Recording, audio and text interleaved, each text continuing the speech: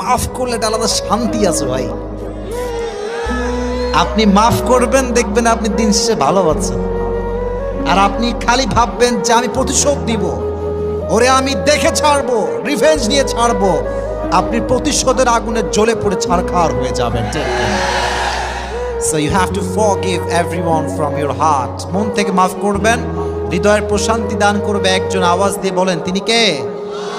মাফ করা শিখবো। আর যুবকদেরকে বলবো, তোমরাও মাফ করা শেখো। বেঈমানদেরকে তোমরা আল্লাহর জন্য ছেড়ে দাও, আল্লাহ ওদেরকে দেখে নেবে ইনশাআল্লাহ।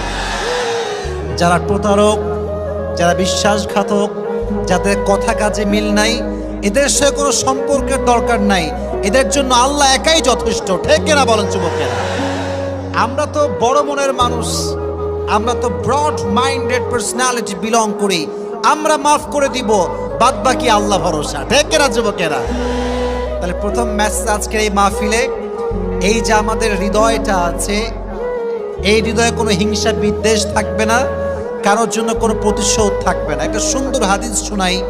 নবীজি বলেছেন, আমার জীবনের সবচেয়ে বড় আমল কি তোমরা জানো? সাহাবা একরাম বলল, ইয়া রাসূলুল্লাহ, বলেন কি আমল যেটা সবচেয়ে বড় আমল?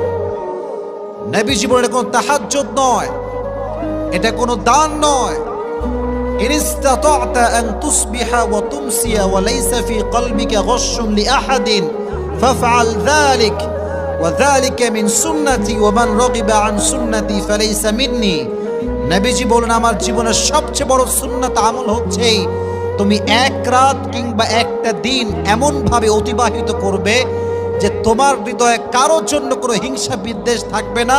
এটাই আমার সবচেয়ে বড় আমল। সুবহানাল্লাহ পড়েন আপনারা। একজন সাহাবী যে সবাইকে মাফ করে দিত, নবীজি তার ব্যাপারে দুনিয়াতে তিনবার জান্নাতের সুসংবাদ দান করেছে। রংপুরের ভাইদের সুবহানাল্লাহ তো আসতে তো হইতে পারে না, জোরে সোরে সুবহানাল্লাহ পড়তে হবে তো। এজন্য আজ থেকে মাফ করব, রাজি আছেন তো ইনশাআল্লাহ? আল্লাহ আমাদেরকে এটা বোঝার তৌফিক দান করুক, পড়না আমিন। আর আসলে ভাই, রাস্তাঘাটের ব্যাপার অনেক কষ্টে থাকি, জ্যাম, মারামারি, কত রকম যে ঝামেলা, তবুও যে আল্লাহ আমাদেরকে নিয়ে আসছে, কথা বলার সুযোগ দিয়েছে। আল্লাহ যেন এইভাবে বাংলাদেশের প্রত্যেকটা প্রান্তে প্রান্তে আমাকে কথা বলার সুযোগ দান করে, সকলে পড়না আমিন।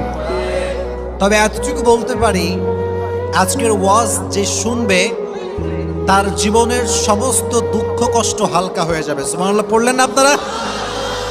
এমনই একটি ওয়াজ করার নিয়ত করেছি আজকে ইনশাআল্লাহ। তবে আমি এতটুকু বলতে চাই, আমার অডিয়েন্স যেহেতু 90 ভাগেরও বেশি যুবক ভাইয়েরা এসেছে, তো আজকের মোস্ট অফ দ্য টাইম আমরা যুবক